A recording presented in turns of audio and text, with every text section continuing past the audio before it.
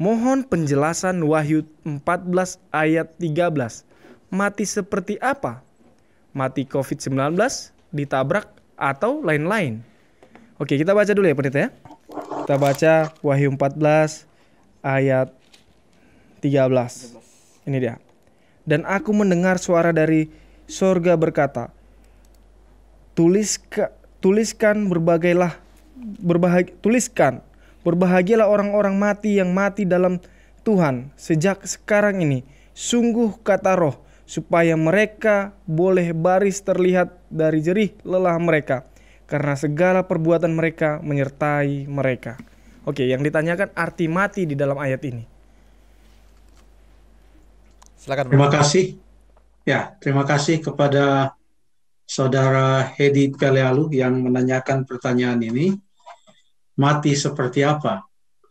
Mungkin kita boleh katakan, ini bukan tentang mati seperti apa, tapi mati dalam keadaan apa. Tidak menyebutkan mati seperti apa, tapi mati dalam keadaan apa.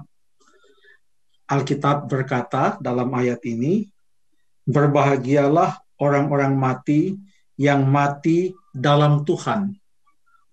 Jadi entah matinya seperti apa, tetapi yang penting adalah mati di dalam Tuhan. Apa artinya mati di dalam Tuhan? Bagaimana kita bisa mengatakan bahwa seseorang itu mati di dalam Tuhan? Istilah yang lain adalah mati di dalam Kristus. Mereka yang mati di dalam Kristus adalah mereka yang pada saat hidupnya adalah hidup di dalam Kristus. Ya. Walaupun tidak disebutkan mati seperti apa, tetapi mungkin ada juga beberapa petunjuk untuk memberikan kepada kita keterangan bahwa ayat ini cukup spesifik. Kalau untuk kematian di dalam Kristus secara umum, maka ada ayatnya di dalam 1 Tesalonika pasal yang keempat, ayat yang ke-14 sampai ayat yang ke-16. Saya baca ayatnya.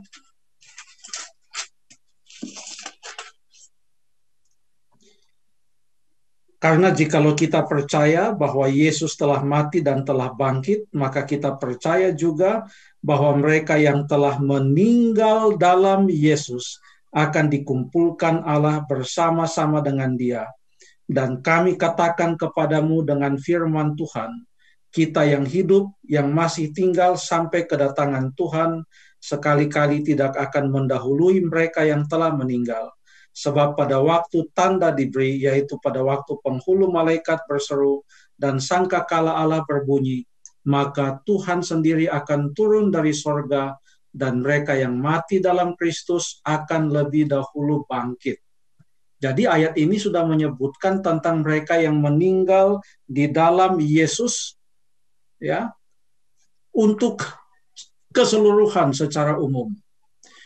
Namun di dalam konteks Wahyu pasal yang ke-13, sesuai pertanyaan tadi, ayat ini berada di dalam suatu konteks yang cukup spesifik, di mana ayat ini disebutkan setelah adanya sebuah pekabaran dan sebelum adanya atau terjadinya penuaian. Oke, sebelum adanya penuaian dan setelah pekabaran 3 malaikat tersebut.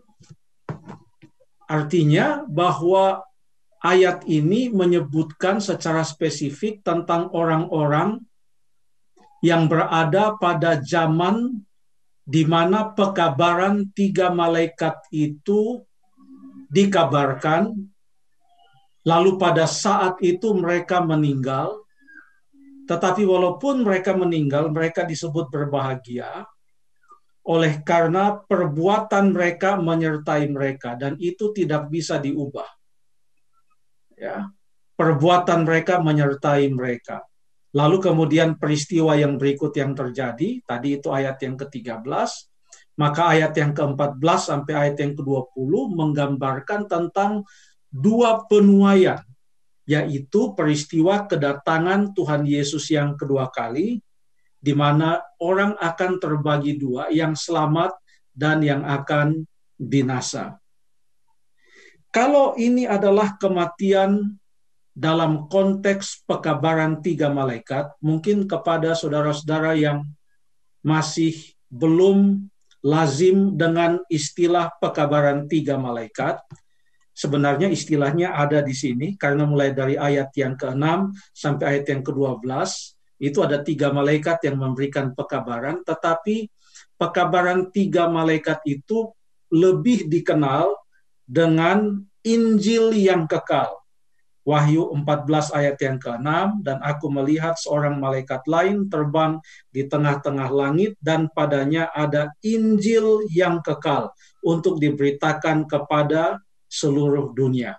Jadi, apa yang terjadi pada orang-orang ini pada saat mereka mati di dalam zaman di mana pekabaran tiga malaikat atau Injil yang kekal itu dikabarkan di akhir zaman.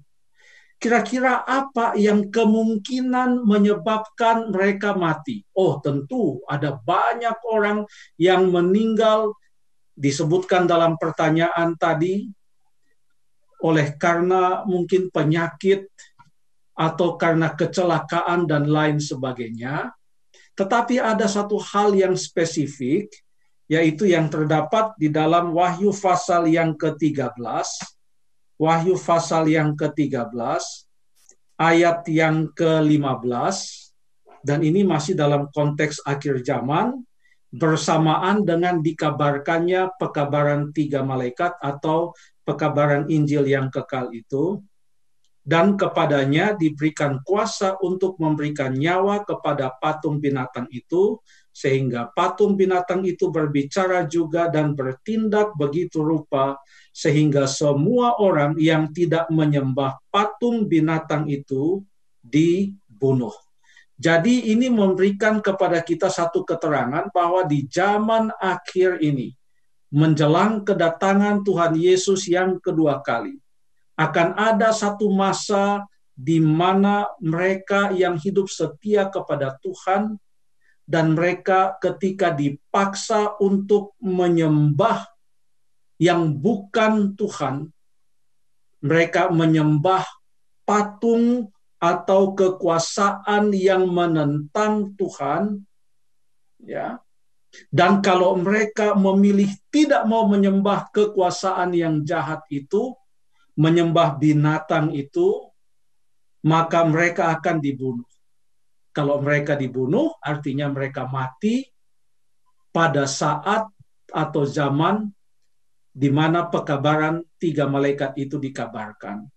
Dan karena ayat tadi disebutkan di pasal 14 ayat yang ke-13, maka ayat ini berbicara, walaupun menyangkut juga kematian karena lain-lain, tetapi yang paling spesifik adalah kematian di dalam Tuhan oleh karena mempertahankan kebenaran, oleh karena tidak mau menyerah dalam iman, oleh karena tetap setia kepada Tuhan, oleh karena tetap berdiri di atas prinsip kebenaran firman Tuhan, oleh karena tidak mau menyembah kekuasaan yang jahat, oleh karena tidak mau menerima tanda binatang itu, kata Wahyu 13, dan oleh karena betul-betul setia dan takut akan Tuhan.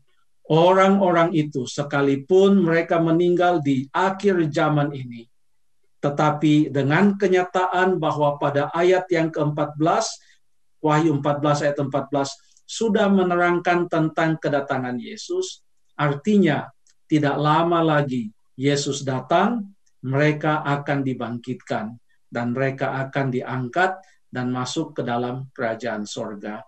Mungkin masih ada lagi nanti pertanyaan-pertanyaan yang ada kaitannya dengan ini, tapi jawaban malam ini cukup hanya untuk merespons pertanyaan Saudara Hedi Pelialo tadi. Terima kasih.